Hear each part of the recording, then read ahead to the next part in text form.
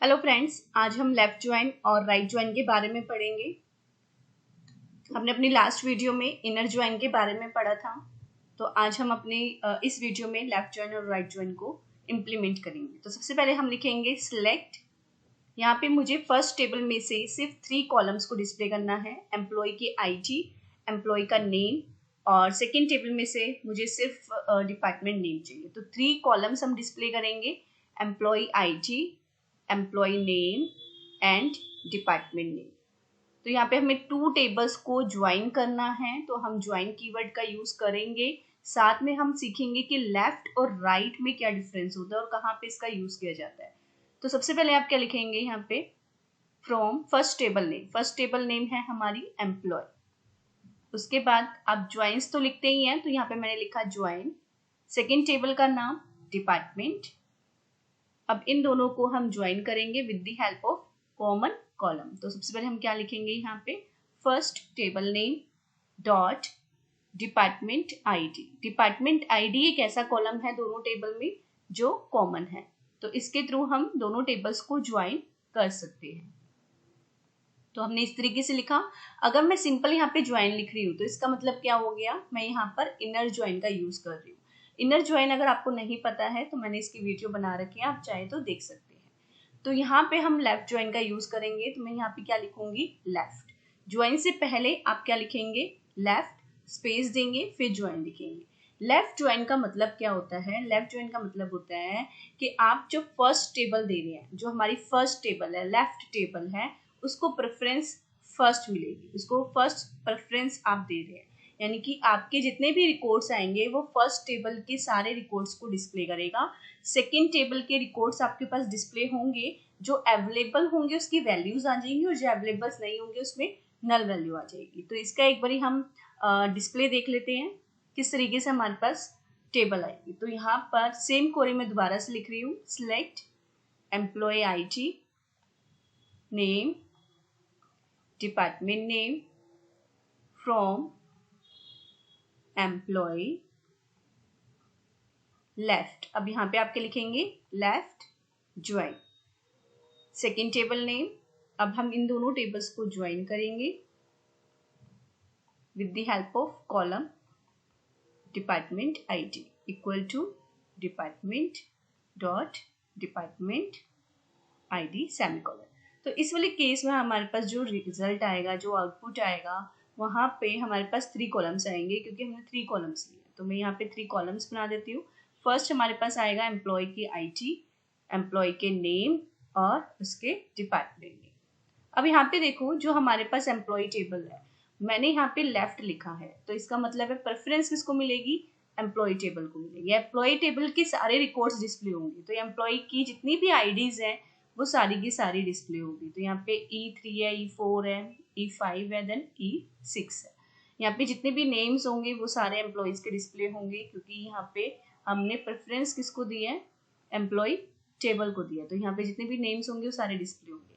अब बात करते हैं हम डिपार्टमेंट नेम की। डिपार्टमेंट नेम हमारी सेकेंड टेबल है, हमारी राइट टेबल है, तो यहाँ पर डिपार्टमेंट नेम वही आएंगे जो अवेलेबल होंगे। अब यहाँ पे देखो, E1 जो एम्प्लॉय है उसका कौन सा डिपार्टमेंट है, D1, और D1 का नाम क्या है, IT। तो मैं यहाँ पे क्या लिखूंगी, IT। सिमिलरली E2 में कौन से डिपार्टमेंट में काम करता है, E2 IT में, E3 HR में, E4 HR में, बट जो E5 और E6 है वो डिपार्टमेंट टेबल में एम्प्लॉय है ही नहीं। तो हम कौन सा क्या लिखे फिर उसके लिए, उसकी अवेलेबिलिटी है ही नहीं, डिपार्टमेंट टेबल में नहीं पता, क्योंकि वो कौन से डिपार्टमेंट में काम करते हैं, D10 में, और D10 में तो D10 की डिटेल्स तो अवेलेबल ही नहीं है। तो उस केस में आप यहाँ पे क्या लिखेंगे, नल। उस केस में यहाँ पे जो आंसर आएगा वो नल आएगा। क्यों नल आएगा, क्योंकि यहाँ पे हमने लेफ्ट टेबल को प्रेफरेंस दिया, तो यानी कि एम्प्लॉय टेबल में जितनी भी डिटेल्स होंगी वो सारी की सारी डिस्प्ले होंगी, और सेकेंड टेबल में जो डेटा अवेलेबल होगा उसकी वैल्यूज आ जाएगी, और जो नहीं होगा उसकी वैल्यूज नल आ जाएगी। ठीक है, आई होप आपको लेफ्ट ज्वाइन क्लियर हो चुका होगा। अगर हम इसी में राइट ज्वाइन करेंगे तो क्या आंसर आएगा वो देखो। सेम क्वेरी लिखूंगी यहाँ पे मैं, सिलेक्ट एम्प्लॉय की आईडी हम डिस्प्ले करेंगे, एम्प्लॉय का नेम हम डिस्प्ले करेंगे, एम्प्लॉय का डिपार्टमेंट नेम डिस्प्ले करेंगे। सेम हमने यहाँ पे क्वेरी लिख रहे हैं, फर्स्ट टेबल नेम। अब की बार हम यहाँ पे क्या लिखेंगे, राइट। लेफ्ट नहीं लिखा मैंने, अब की बार हमने क्या लिखा है, राइट। राइट ज्वाइन लिखेंगे और फिर department on first table name department ID column name equal to table name and then column name. ठीक है, तो यहाँ पे भी जो डिटेल्स आएंगी वो 3 कॉलम्स की ही आएंगी। फर्स्ट एम्प्लॉय की आईडी आएगी, सेकंड नेम आएंगे और थर्ड डी नेम आएंगे। अब यहाँ पे क्या होगा, यहाँ पे देखो आप डिपार्टमेंट कितने दिए हुए हैं, डिपार्टमेंट की रोज कितनी है, डिपार्टमेंट की रोज 4 है। कितने एम्प्लॉयज है यहाँ पे, एम्प्लॉय हमारे पास 6 है। तो 6 एम्प्लॉयज में से आपके पास जो डिपार्टमेंट है फर्स्ट है D1, तो हम सबसे पहले यहाँ पे D1 का नाम लिखेंगे, वो क्या है IT, और उसके एम्प्लॉय का नाम क्या है E1। अब डिपार्टमेंट 1 अगेन यहाँ पे D1 है और उस एम्प्लॉय का नाम क्या है E2, तो यहाँ पे हम IT दोबारा लिखेंगे और यहाँ पे E2, फिर E3 E4, क्योंकि यहाँ पर जो एम्प्लॉयज हैं उनके पास डेटा है, डिपार्टमेंट नेम है, जो E1 है, E2 है, E3 एंड E4, इन सबके पास अपने डिपार्टमेंट हैं, अपने डिपार्टमेंट के नेम हैं, तो इसीलिए यहाँ पर इनकी वैल्यूज आ गई। अब बात करते हैं हम फाइनेंस और एडमिन की, तो यहाँ पे फाइनेंस भी आएगा और यहाँ पे एडमिन भी आएगा। क्यों आएगा, क्योंकि हमने यहाँ पे अब प्रेफरेंस किसको दी है, राइट ज्वाइन को। तो डी नेम में जितनी भी डिपार्टमेंट नेम होंगे वो सारे के सारे अवेलेबल हैं, वो सारे के सारे यहाँ पे अवेलेबल होंगे, यहाँ पे एक्सेस होंगे। और यहाँ पे जो एम्प्लॉयज हैं, अब फाइनेंस का एम्प्लॉय हमें नहीं पता क्या है, एडमिन में जो काम करता है वो हमें नहीं पता क्या है, तो उस केस में आपके पास यहाँ पे क्या आ जाएगी, नल वैल्यू। ठीक है, क्योंकि हमें नहीं पता उन एम्प्लॉय के आईडी क्या है, उन एम्प्लॉय के नेम क्या है, तो यहाँ पे भी इन दोनों एम्प्लॉयज की जो नेम आएंगे वो भी क्या आ जाएंगे, नल आ जाएंगे। तो इस तरीके से आपका डेटा आएगा। ठीक है, E1 का जो नाम होगा वो तो आपको पास आ ही जाएगा, E2 का भी आ जाएगा, E3 का भी आ जाएगा और E4 का भी आ जाएगा। बट जो लास्ट के जो 2 एम्प्लॉयज होंगे जो फाइनेंस डिपार्टमेंट में या एडमिन डिपार्टमेंट में वर्क करते हैं, उनकी डिटेल्स हमारे पास नहीं है, तो उस केस में हमारे पास नल वैल्यूज आ जाएगी। E5 और E6 नहीं आएगा। क्यों नहीं आएगा, क्योंकि हमने यहाँ पे राइट टेबल लिखा है, तो राइट टेबल मतलब है हम डिपार्टमेंट टेबल की बात कर रहे हैं, हमें जो प्रेफरेंस देनी है वो डिपार्टमेंट टेबल को देनी है, अब एम्प्लॉय टेबल को हमें प्रेफरेंस नहीं देनी है। आई होप आपको ये क्लियर हो चुका होगा। अब हम इसका एक बार प्रैक्टिकल देख लेते हैं।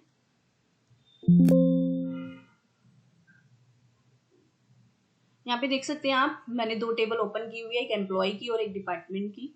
अब यहाँ पे अगर हम क्वेरी लिखते हैं, मैंने लिखा सिलेक्ट, सेम क्वेरी मैं यहाँ पे लिखूंगी ताकि आपको अच्छे से क्लियर हो जाए। एम्प्लॉय के आईटी, एम्प्लॉय का नेम और डिपार्टमेंट नेम हमें डिस्प्ले करना है। फर्स्ट जो हमारी एम्प्लॉय टेबल है उसका नाम मैंने EMP लिखा है। उसके बाद हम क्या करेंगे, लेफ्ट ज्वाइन का यहाँ पे यूज करेंगे, लेफ्ट ज्वाइन लिखा। सेकेंड टेबल नेम हमारी डिपार्टमेंट है ऑन। अब हम इन दोनों को ज्वाइन करेंगे with the help of common column, तो यहाँ पे मैंने डिपार्टमेंट ID लिया है और डिपार्टमेंट में यहाँ पर आप देख सकते हैं मैंने जो कॉलम का नाम लिखा है वो DID लिखा है। मैंने लास्ट वीडियो में भी बताया था कि यहाँ पे इम्पोर्टेंट नहीं होता कॉलम का नेम सेम हो, वैल्यू जो फॉर्मेट आ रहा है, वैल्यू का जो फॉर्मेट आ रहा है वो सेम होना चाहिए, कॉलम नेम डिफरेंट हो सकता है। ठीक है, तो यहाँ जैसे ही मैंने एंटर किया तो यहाँ पे आप देख सकते हैं जो हमारी प्रेफरेंस थी हमने यहाँ पे लेफ्ट लिखा है, तो लेफ्ट का मतलब क्या हो गया, यहाँ पे जो ये लेफ्ट है इसका मतलब क्या हो गया, इसका मतलब हो गया हमने जो प्रेफरेंस दिया वो कौन सी टेबल को दिया है, हमने प्रेफरेंस दिया एम्प्लॉय टेबल को। तो एम्प्लॉय के जितने भी एम्प्लॉयज होंगे वो सारे के सारे डिस्प्ले होंगे। तो यहाँ पे E5 और E6 की डिटेल्स यहाँ पर नहीं है। अगर हम एम्प्लॉय की टेबल को देखें तो आप देख सकते हैं E5 और E6 को कौन से डिपार्टमेंट अलॉट किए गए हैं, D10, और D10 की डिटेल्स हमारी डिपार्टमेंट टेबल में अवेलेबल नहीं है। तो उसने क्या किया, उसने फिर हमें नल वैल्यू दे दी। ठीक है, आई होप आपको क्लियर हो गया होगा। सिमिलरली अगर इसी में मैं लेफ्ट की जगह राइट लिख देती हूँ तो क्या आंसर आएगा, तो यहाँ पे आप देख सकते हैं राइट ज्वाइन में आपके पास जो जो एम्प्लॉयज अवेलेबल होंगे, E1 है, E2 है, E3 है एंड E4 है, उनकी डिटेल्स आपके पास आ चुकी हैं क्योंकि उनके डिपार्टमेंट्स भी अवेलेबल हैं। फाइनेंस और एडमिन ये दोनों डिपार्टमेंट है हमारे पास, बट उनके एम्प्लॉयज की डिटेल्स हमारे पास अवेलेबल नहीं है क्योंकि हमने यहाँ पे राइट ज्वाइन लिखा है, इसलिए डिपार्टमेंट नेम जितने भी अवेलेबल होंगे वो सारे के सारे आएंगे, डिपार्टमेंट की जितनी भी रोज होंगी वो सारी की सारी यहाँ पर आएंगी, बट यहाँ पर प्रेफरेंस डिपार्टमेंट की है, तो यहाँ पे एम्प्लॉय की डिटेल्स अवेलेबल नहीं है। इस केस में फिर आपके पास नल वैल्यूज आएंगे एम्प्लॉय आईडी में भी और एम्प्लॉय के नेम में भी। ठीक है, आई होप आपको ये क्लियर हो चुका होगा। अगर इससे रिलेटेड कोई डाउट्स हैं, कुछ पूछना है तो आप कमेंट करके पूछ सकते हैं।